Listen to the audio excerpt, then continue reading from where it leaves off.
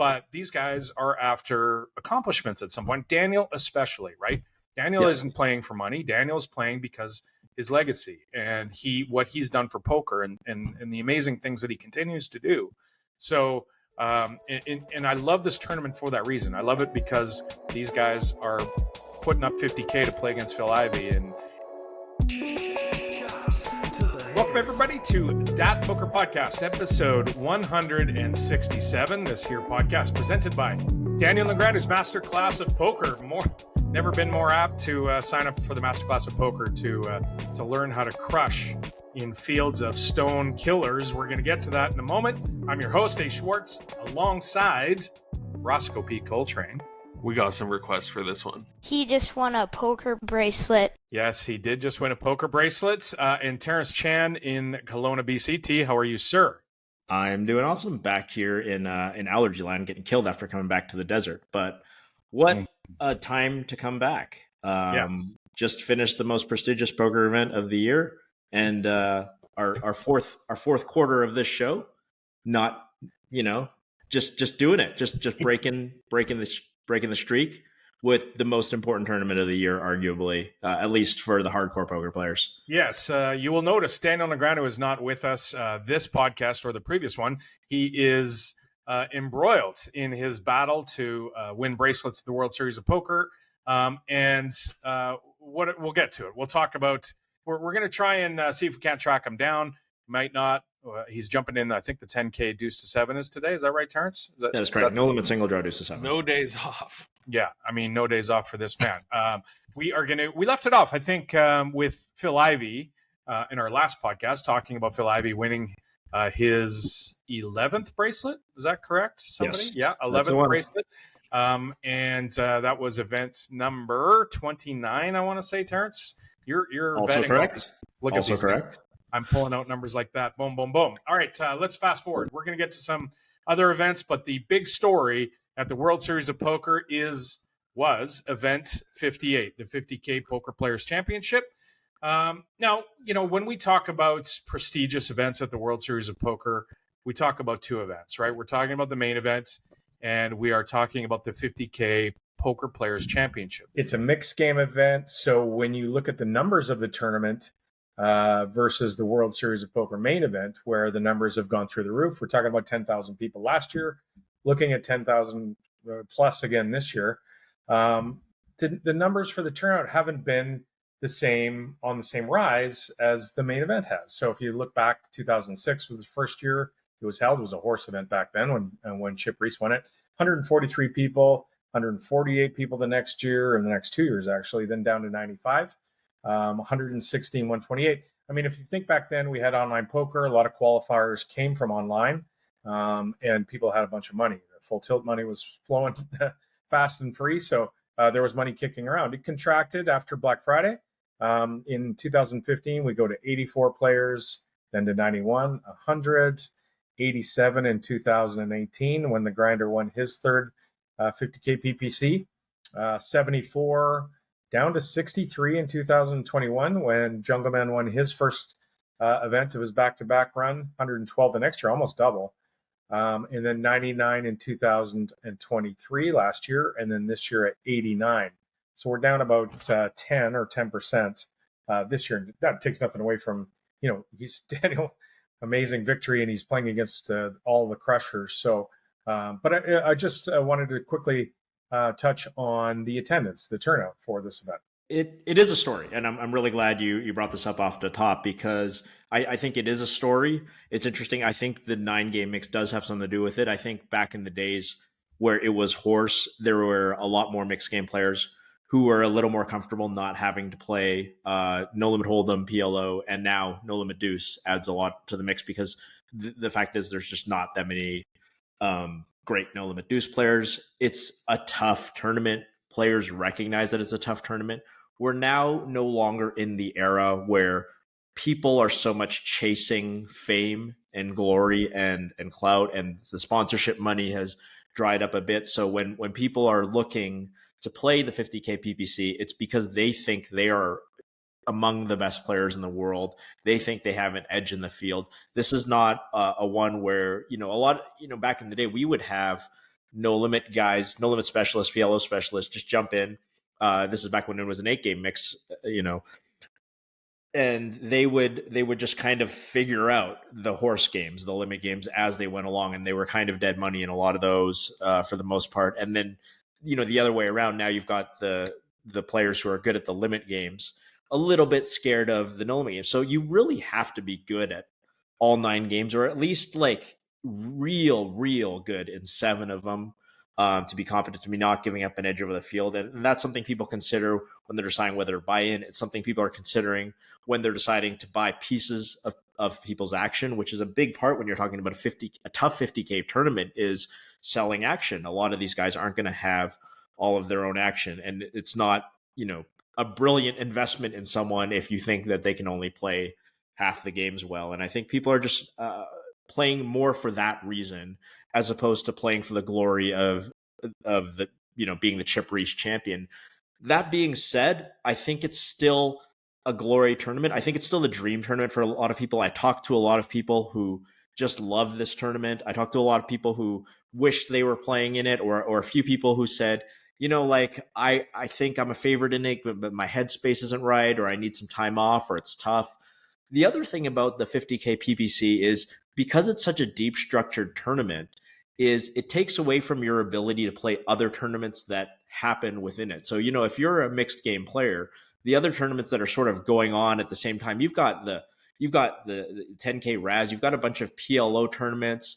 I'm looking, you've got the 9-game mix that was won by Yuri, that happened during the time. So if you're looking to play 9-game mix at a much lower price point against a much softer field, that's a thing that's happening. There's the mixed triple draw. There's a lot of tournaments that are going on while this tournament, 1500 no limit deuce, a lot of other better value tournaments if you're a professional poker player, as opposed to this one real high variance spot, which if you're sort of in the mid high stakes area might maybe make or break your entire summer. So from a strictly investment standpoint, that's my guess as to why the numbers are down. I'd love to get Daniel's perspective on it. And how, because most a lot of tournaments are going up in field size, and this one does seem to be declining. Yeah. So what makes this tournament so prestigious, right? I think you touched on one thing, and that was the structure. Mm-hmm. And you look back to the list of killers that have won this tournament, starting off with Chip Reese, right? This used to be the Chip Reese tournament, or Chip Reese trophy. Grinder has won it 3 times. Rast has won it 3 times. Jungle Man, as we mentioned, back to back. John Hennigan, Scotty Wynn, Matt Ashton, Gordo. I mean, it's just a long list of the best players in the game. Freddie Deeb back in the day. And so, and the structure, right? So, like, your point is excellent, that they could be playing EV-wise, they could be playing other tournaments. Yeah. But these guys are after accomplishments at some point. Daniel especially, right? Daniel isn't playing for money. Daniel's playing because his legacy and what he's done for poker and the amazing things that he continues to do. So, and I love this tournament for that reason. I love it because these guys are putting up 50K to play against Phil Ivey and the best in the world each year. When are they a favorite in that field? A bunch of people aren't, but they're still going to do it because they want to win that tournament, right? So, it's always the tournament that I look forward to watching. I've sat and watched this year. I mean, obviously we were invested because Daniel's playing in it, but if you ever want to learn about some of these games, the 9 games that are in this rotation, if you want to learn how to be a stud 8 or better player, a tournament player specifically, no limit hold, like PLO, tournament PLO, watch these streams. Join Poker Go and watch these streams, because it's the best at the top of their game. And some of the plays, I've played a lot of limit Omaha 8 in my life, and I'm watching that, trying to figure out why these guys are doing these different things. Obviously I don't play tournament limit Omaha 8, so there's some differences, but I understand the game, so I'm trying to think like they think. And if you want to learn, this is an amazing place to watch. Terrence, did you enjoy the coverage? Yes, absolutely. Credit where credit is due, because I've been critical of Poker Go in the past for not giving us enough of this mixed game stuff during the World Series of Poker, and the coverage of the PPC was fantastic, and it is super fun to watch these guys play in all the games. It is such a tough challenge to go through the rotation of 9 games. Like, people think Dealer's Choice is maybe the toughest tournament to win. I mean, it's certainly the toughest 10K. But what happens in the dealer's choice is like you actually end up just getting kind of playing the same small number of games over and over. It's not like you cycle through all 18 games, but in the PPC, you have to cycle through all 9 games. And it is hard for your brain to make these connections because when you're playing like a straight tournament, let's say you're playing straight Omaha 8 or better, even if that's not your strongest game, if you play it for 3 days straight, like your brain gets locked into that mode and you're able to sort of make better decisions in it. When you're constantly going from 08 to Raz to limit hold'em to no limit hold'em to do 7 triple draw to single draw, like you're only spending 6 hands on each one. You don't get into that nice rhythm, and it's so challenging. And you can really see the best players in the world. First of all, sometimes the best players in the world are making mistakes in these games, but it is much more impressive to see the consistency and the good decision making after 4 real tough days. I mean, Daniel pointed out in this vlog, this playing all these hands until 2:30 in the morning, and it's not like it's 2:30 in the morning and you go straight to bed. It's 2:30 in the morning, and then you just sit there and ruminate about all these hands you played forever and ever and over. And if you're good, you might get 4 or 5 hours of sleep. It is a really grueling tournament. Yeah. It's really tough to win, and I'm sure Daniel is sitting at home putting his feet up, really proud of his accomplishment because it's something to win this tournament for sure. And continuing with the coverage, I want to give shout outs to 2 people that were in there commentating. First, the normal crew there at Poker Go was fantastic as usual. But I want to say Jared Blesnick was so much fun to listen to. He was engaging. He was opinionated. He wasn't afraid to say that's a terrible play or I don't like that play or give some insight. He was fantastic. And Chris Fitch was really, really good. And he's an excellent player and an excellent communicator. And yes, he makes really good commentary on all the hands that came out. I thoroughly enjoyed those 2 guys. Yeah, great shout. Alex Livingston, also fantastic. Yes. But yes, great shouts for sure. Definitely deserve a lot of credit for jumping in there and explaining a lot of these concepts to people that just get that. And again, they've also got a tough job. They're always thinking about hands, and it's definitely easier from the commentary side than it is from the player side because you get to sit there and you get to think without pressure. You just get to think like, oh, he's thinking about this, and he's got all these blockers in his hand, so this should be the play. And all this kind of stuff is easy when you're watching stream, and it's so much harder when you do it. But to communicate, as you say, all these concepts really well to people, and to kind of find that blend of not talking over people's heads, not overcomplicating things, but also not talking down to people. And yeah, I thought the commentary was fantastic through this one. I would like to know what Johannes Becker did to Blesnick though. He did call. He hates that guy. well, Blesnick did say he was arguably the best draw player in the world. I don't think he actually hates him. He's a character. Blesnick is, but he just openly challenging him to play heads up while he's commentating on how bad he is. It was very entertaining. So Daniel takes down his 7th bracelet in the one he wanted to win the most outside of it. I guess main. Does he want to win the main most of the 50 PPC? I'd say it's probably a coin flip. I wish we'll get to ask him that at some point. But, I'm so happy that he didn't win it in like a 1,500 stud. I mean, obviously it'd be great to win a 1,500 stud, win a bracelet, but he's gone 10 years without winning a bracelet. And he's the face of poker, right? He's been vlogging for 10 years. He grows the game with his media presence, and he's so good in front of the camera and doing, engaging the poker community, whether it's through vlogs, whether it's through podcasts, whether it's through, signing autographs or doing all the things that he does for the game.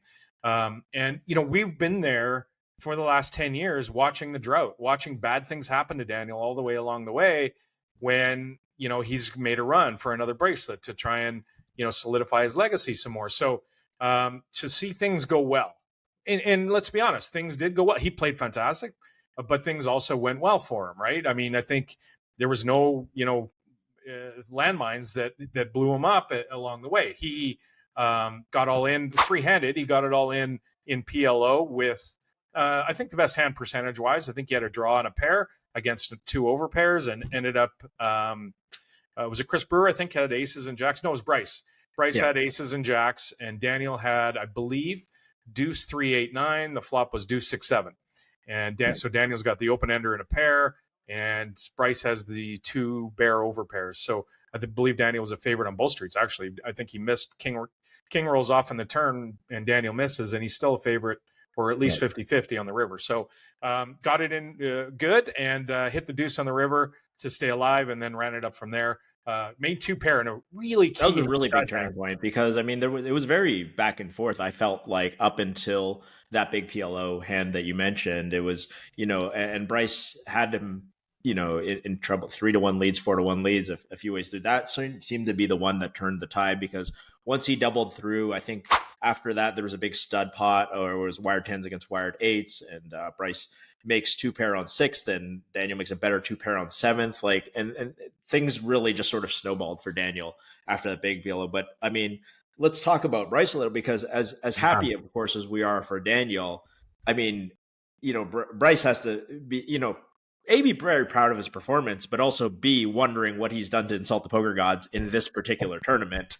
After the worst beat of all time. The bad beat heard round the world in 2019. I mean, one of the most famous bad beats in poker history, with the absolutely insane losing number 2 to number 1 in the most disgusting way possible. And then in this tournament on day 4, Daniel hitting the 1-outer straight flush against his second nut boat.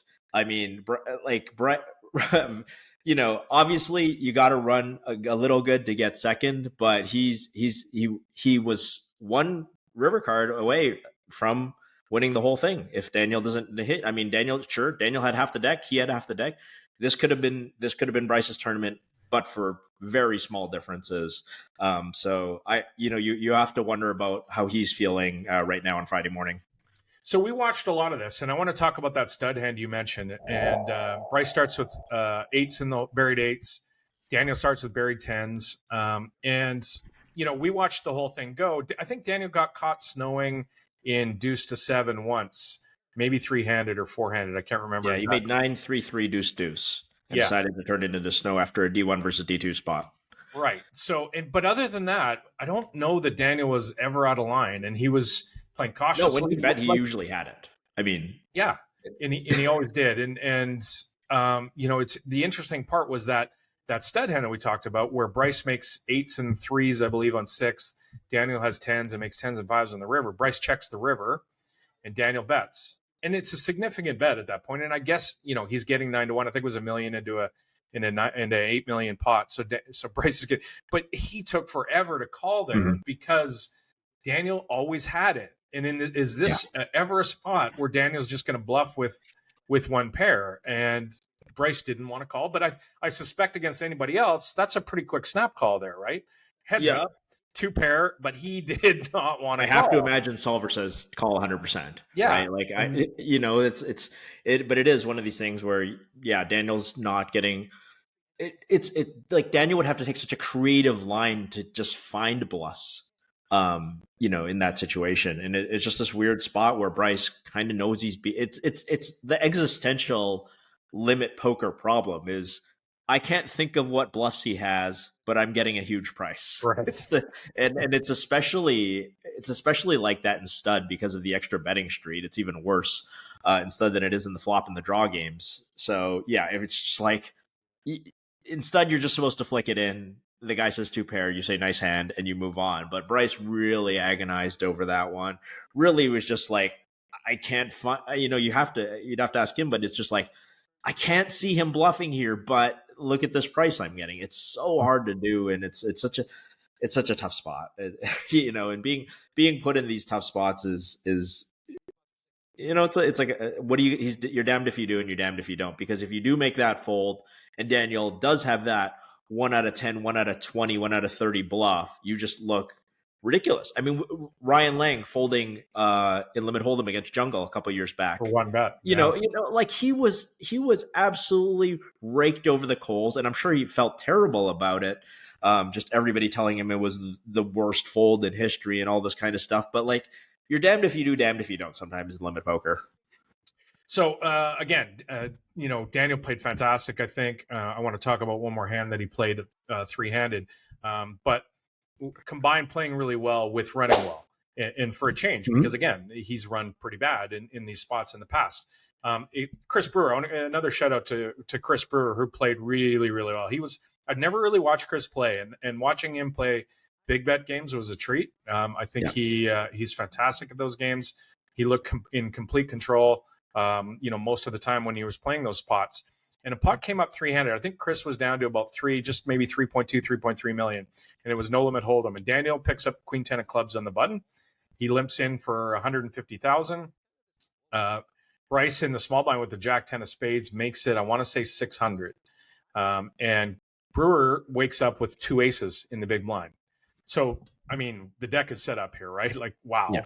So Chris has got this problem where almost everything he does looks insanely strong. So he's flatting with 3.2 million. He's flatting 600,000. Like, what's your range there, right? So, but what else is he going to do? So he does end up flatting.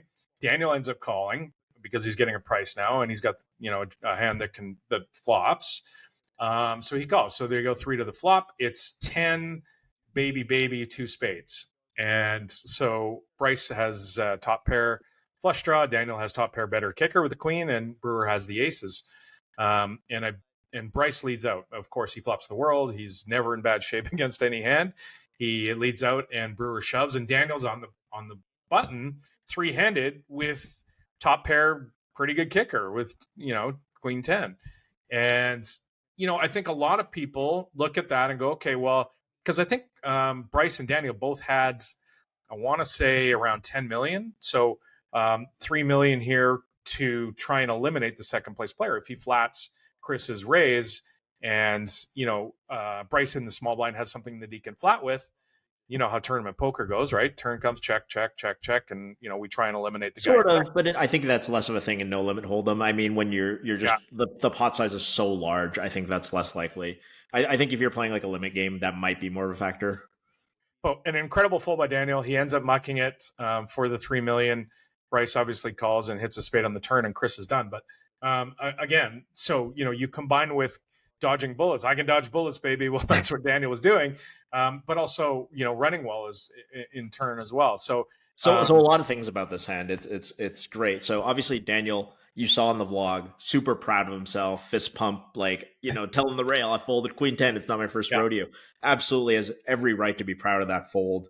Read the situation, as you mentioned in the pre-flop situation, when Brewer flats that 3-bet, both Bryce and Daniel are going, woo, woo, woo. Like, this is like, what is going on here? Like, okay, maybe he's got a couple suited broadways. Like, what, the range is just so condensed there, especially in a tournament with these stack sizes. And so yes, props to Daniel for sniffing out that one of the two probably has him crushed, if not possibly both. And that Daniel, like, very rarely actually has a best hand, is an equity favorite when he has the best hand, all of these stuff. So big props to Daniel. But one thing that I haven't seen people talk about is that Bryce's action choosing to lead actually saves Daniel's tournament, right? I think it's a very different situation, because you said, yes, Bryce flops top pair, he flopped the world. But with Brewer being so strong, it's not unreasonable for Bryce to check in this 3-way pot, right? You're the small blind, you're out of position. A lot of the time, you're going to have stuff that did not connect with this board.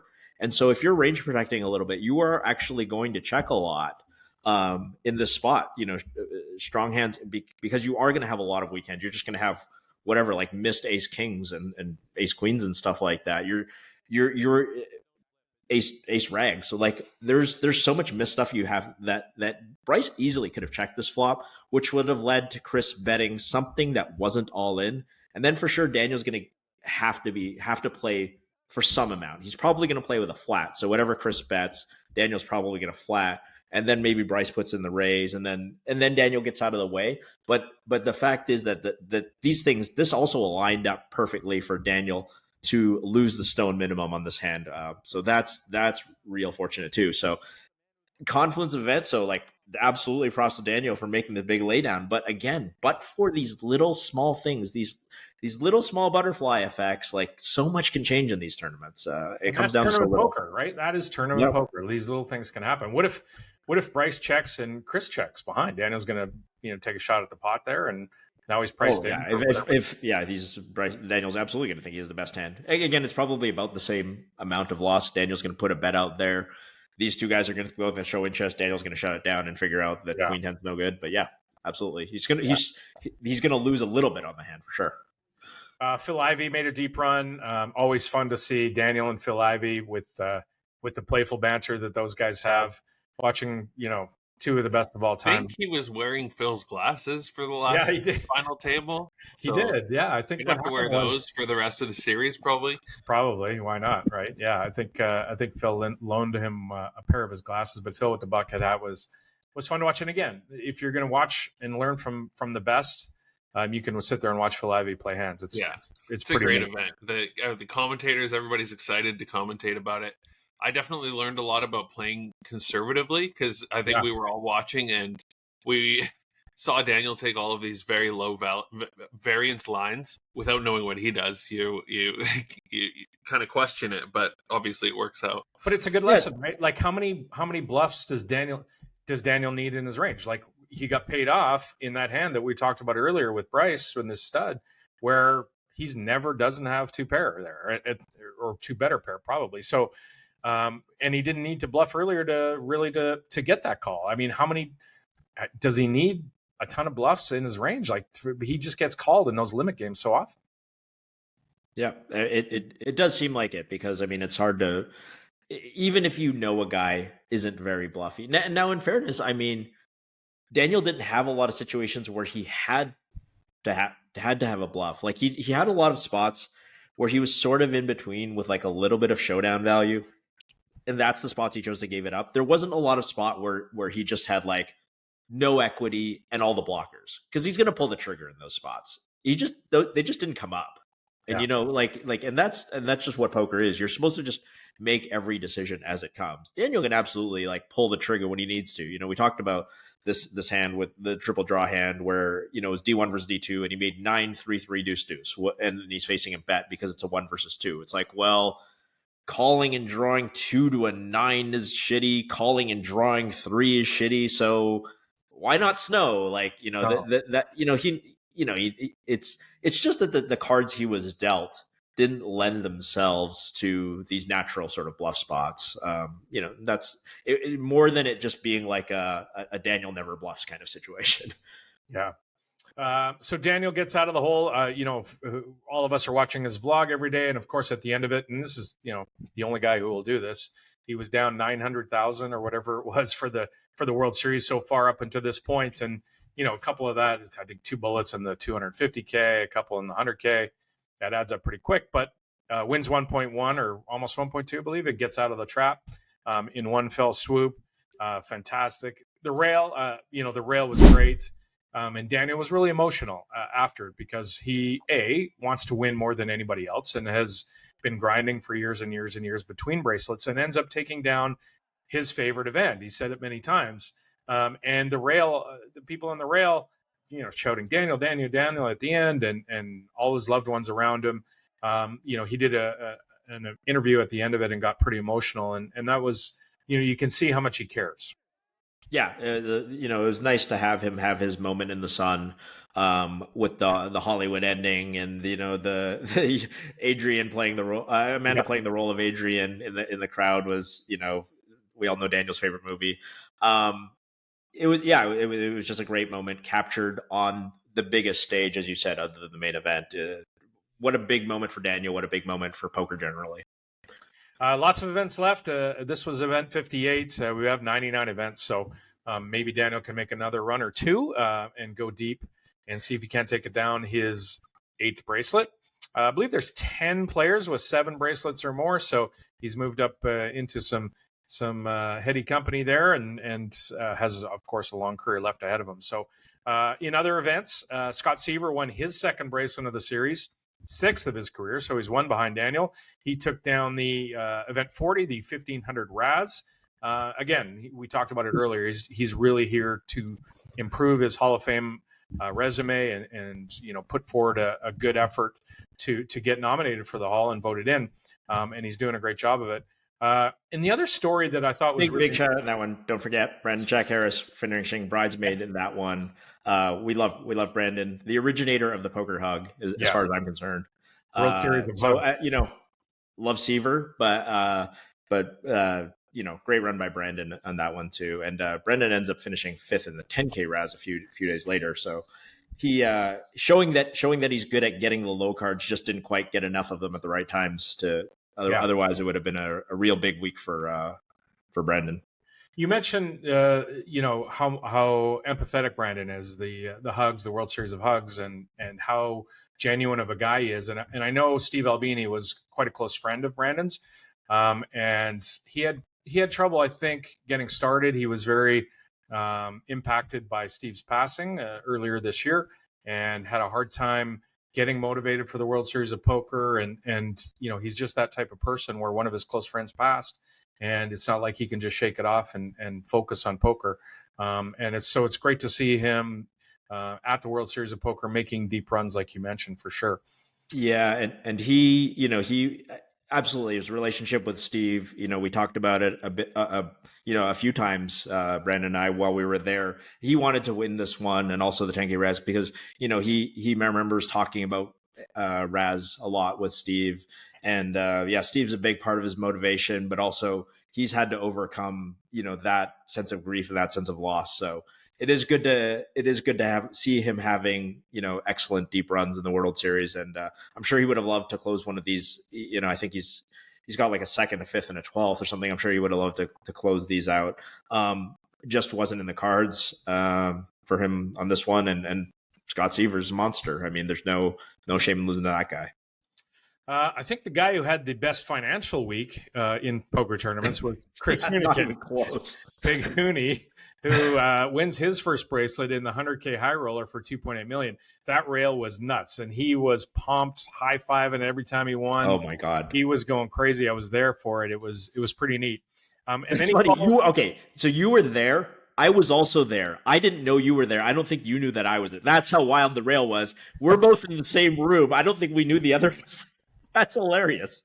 Yeah, it was. I was sweating. I was over the secondary table actually watching Benny Glauser play 10K Horse. Well, Benny, Mike Lee, and the eventual winner Maxim Pisarenko. It's really hilarious because I was probably at 20 feet, but we were lost in the humanity and the drunkenness that was Big Hooney's rail. It was crazy. It was nuts. I was over sweating my buddy Jerry Maher in the $1,500 monster stack. So at the very front of the room, but I could hear Big Hooney going nuts every time he won a pot. They had T-shirts of like his 4th of July party. I saw like the T-shirts the rail is wearing, like advertising his 4th of July party, and it has like a QR code, and like the whole world is apparently invited to his 4th of July party. It's like, all right, I guess a lot of people know you and cheer for you. So he wins $2.8 million, and then he jumps in the 250K and finishes in 3rd for $2.3 million. He wins $5.1 million in poker tournaments in a short span. So great run for him. And Jeremy Osmus was almost tailed him on those because it was Osmus who finished 2nd in the 50K, and then I think he made a run in the 250K. I mean, it was I got it backwards. He finished 2nd in the 100K and then finished at a lower final table in the 250K. So Osmus, who I think is, if I'm not mistaken, currently in the front running for Player of the Year, also had a big money week that week. Yeah, heck of a run. So awesome for Big Hooney. In that 250K, the winner was Santosh Suvarna, who's an Indian guy who owns casinos, but he's a legend on the Hustler high stakes stream. The guy is, in there mixing it up with all the killers and doesn't care and gets his money in and just has fun. So it's pretty a big rail. I mean, I think, I was at a party watching this, and they're like, yeah, he's got a rail because he's against Ben Tollerine in this one. And of course, Ben Tollerine has been around as a crusher forever. And so if you think anybody's supposed to have the rail, it's supposed to be Ben. But it's actually Santosh who has the rails, and what I was explaining was all the LA degens are cheering for Santosh, and it's funny because, as you say, he's a very wealthy businessman. Like for him winning this tournament probably counts as you and me winning the Gold Coast $80 nightly. Is about the equivalent level of financial involvement that this tournament cared for. But obviously, super stoked to win. I think it's second bracelet, first in Las Vegas. That was a fun one to watch too. And 5 million. Not to mention the 5 million. Not to mention the 5 million, which again to him is like if we took down the Golden Nugget 120. Yeah, exactly. Well, I don't know if you noticed this, but while the 50k Poker Players Championship was finishing yesterday, one of the other $1,500 super mega fields was finishing at the same time. And Argentine Franco Spitale was heads up against American Justin Carey. When they got all in pre-flop, Justin had deuces and Spitale had ace 10 off. And I think it was like 40 or 50 big blinds they got in. They got a lot of chips in with the deuces and the ace 10. And the dealer fans the flop, and there's a deuce right in the window. So the guy flops the set for sure. And there's also a 10. It's a rainbow 10 something. I think it's 10-7 deuce or something. And the ace rolls off on the turn, and the ace rolls off in the river for one pair beating a flop set. And the Argentinian rail goes bananas, and Remco and Donnie are on the call, and beer is flying everywhere. It's like it was nuts. It was fun to watch, and a great call by Donnie and Remco for sure. So another one, if you want to watch a crazy rail, that's a fun one to fire up on Poker Go. I swear I thought you only put this because you really wanted to say Franco Spitale. Mostly. Is that Argentina? That sounds Italian. I'm not sure that's. Half of Argentina is Italian. Oh, there you go. That's true enough. All right. All right, so that's going to do it for catching up. We got lots of World Series of Poker stuff to get to in the next couple of weeks.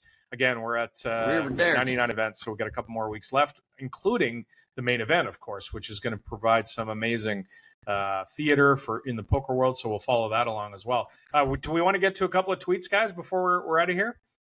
Yeah, well, let's knock out a few. One of those I also bookmarked, so let's go. Okay, good. Do we still have a tweet drop, Ross, or is it just, are we going right to the tweets? We're playing poker on the internet. Okay. All right, whatever. There we go. Terrence had an excellent version of it. Patrick Leonard, Pads, Poker, tweets. There's levels to this. On the river versus men in the stud 8, this is men to win. We talked about last men. I only want to say the master. Men win. We talked about angling in the last podcast that we did. He says, I check, and men says check. I turn my hand over, and he says this, and throws in a bet. So men is now saying that he said check this, although he waited for Pads to turn his hand over before he said this. And he's arguing with the floor, and he says he should be allowed to bet. The whole table is still in tears hands later, like laughing at how incredibly dumb of men this is to try and get this angle through. Y'all in the comments section on me last week for saying that the Foxwood story is apocryphal or whatever. Right. This is the man we're dealing with. Yeah. This is what we're dealing with. If you don't have a men's story at this point, you just haven't been playing poker long enough. Yeah, exactly.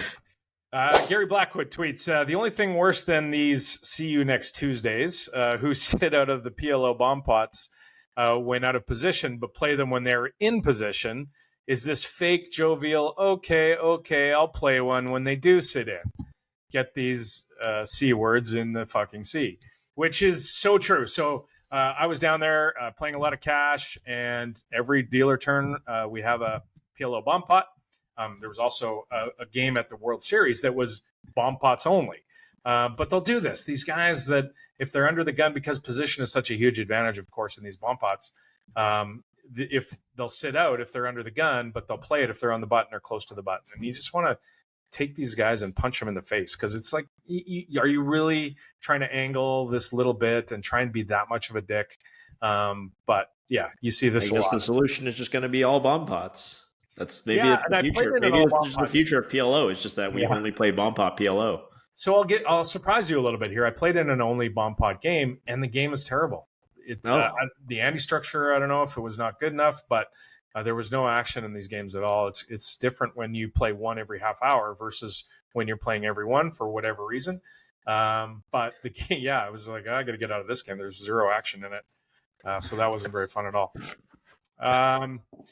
So Jonathan Little sent out a tweet and said, Jonathan obviously is doing some engagement farming a lot with his coaching and stuff. And, it's interesting a lot of the times, but he sent out a tweet. Should you ever fold pocket aces pre-flop? And Jonathan answers, well, the answer is yes. There are a few situations where you should fold pocket aces pre-flop, and he goes on to talk about them, blah, blah, blah. Len Ashby, of course, is a fantastic follow on Twitter. If you're not following him, he is Zen of Len. Len, he says, he quote tweets Jonathan, he says, you're in a raked home game in LA.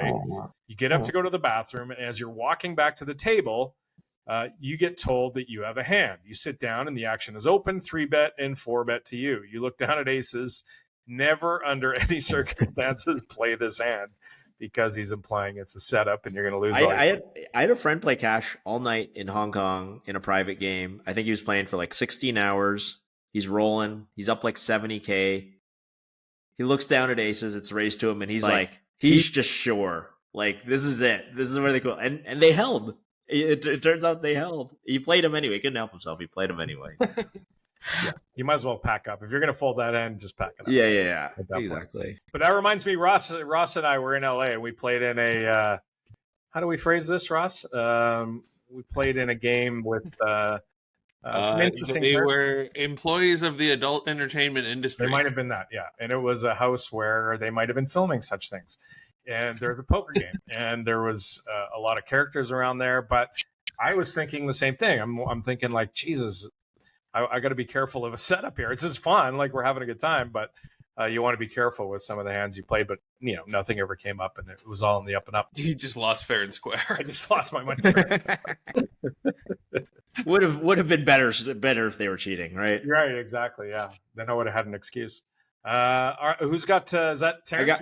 I got one. Actually, I'm gonna skip one because the other one is just so much better. But it's Haley Hochstetler, the world famous WSOP photographer, who has a long one, so it's a lengthy one. But this is a great story. She is playing, or at least observing, a uncapped 1-2 PLO where cash plays on the table. It doesn't say what casino she's at. C3 is a drunk guy who can't stack his chips. He's about 4K deep. But you can't tell because the chips are in a pile mixed with random $100 bills. Seat 9 is about 3K deep. He's looking to get an altercation with this drunk guy. The pre-flop action is $50 5 ways. The flop comes Queen 9-8, heart with 2 hearts. There's 100. There's 100 in there. 5 ways to the turn. Before the turn gets dealt, the drunk guy shouts 9. Out comes the 9, an offsuit 9, and he leans in to show his neighbor's cards who's still in the hand. So we have a problem. Seat 9 loses his mind and declares, if this guy gets to see his hand, I get to see it too. So the drunk guy shrugs. Tables 3, 4, 8, 9 face up. So he's got a bottom full. He's got bottom full and pots it. Everybody folds except for seat 9, who calls. First of all, how are you calling? Like, there's this who calls the $800 pot with C3's hands completely face up. River's now an offsuit 5. C3 declares that he's all in. Seat 9 snaps and flings all his remaining $100 bills into the air and tables Ace 9, Jack 10. For the loss. That doesn't beat. Does not. That doesn't beat a full house. The dealer declares that C3 is a full house. Seat 9 insists he has a straight, which is correct. Good for you. The whole table, including C9's girlfriend, who was sitting next to me, was like, but he's got a full house. Drunk guy scoops the pot, chips and $100 bills go flying onto the floor everywhere. And I love that, ladies and gentlemen, is why we play poker. I love that his girlfriend is like, dude, the drunk guy has full house. No, but I have a straight. Like, that's got to be the lowest moment in his poker. Really, like, who's drunk here in this situation? The drunk guy's thought he was bum hunting. I love it when the bum hunter loses a gigantic pot. The whole to table a guy whose cards are face up, and that you're drawing dead against, or not. Almost dead against. So good. All right. I think that's going to wrap it up for this show. We wanted to quickly get a podcast in and talk about Daniel's win. Fantastic that it is. He's jumped in the 10K deuce to 7 and hopefully makes another deep run that we can have fun watching on Poker Go. Head on over to Poker Go and sign up there if you want to follow some fantastic poker. Thanks to you guys for getting together today. Thanks to everybody out there for listening to this here podcast, and we will talk to you soon. At that point, is sex even fun, right? Like you might have, I can't believe I'm saying this, but you might have had too much sex at that. Yeah, he was doing like intravenous Viagra for a while, and it stopped working.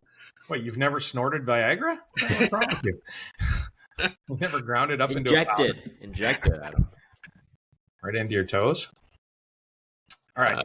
I hope we weren't recording. Oh, we were recording. Oh yeah, that's going in the outro.